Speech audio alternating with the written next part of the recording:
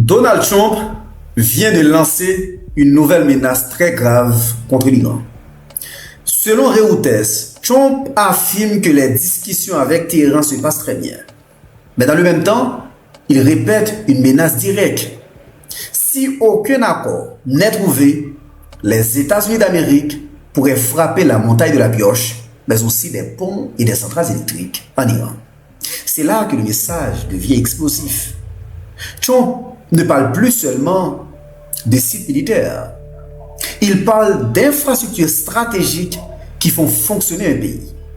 L'électricité, les routes, les ponts, les installations sensibles.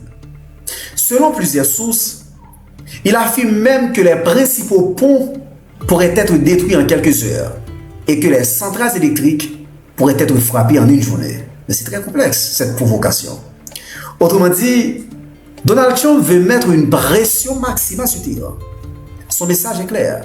Soit l'Iran négocie, soit les frappes peuvent monter de niveau très exagéré. Mais cette stratégie comporte un risque très énorme, chers amis. Parce que l'Iran ne considère pas ce type de menace comme une simple pression diplomatique. Du tout pas. Téhéran peut y voir une menace directe contre sa sécurité nationale. Et dans ce cas, la réponse iranienne pourrait viser les intérêts américains et les alliés de Washington dans toute la région. Le détroit d'Ormuz, dans ce cas, reste au cœur de ce bras de fer. Trump affirme que les États-Unis d'Amérique peuvent en prendre le contrôle. Mais l'Iran lui continue de montrer qu'il peut mettre sous pression l'une des routes pétrolières les plus importantes du monde. C'est donc un duel dangereux. De côté, Trump parle de négociations. De l'autre, il menace de frapper plus fort. Et au milieu, il y a Hormuz, l'énergie mondiale, Israël, les bases américaines et le risque d'une escalade régionale. Le message stratégique est simple. Trump veut forcer l'Iran à céder.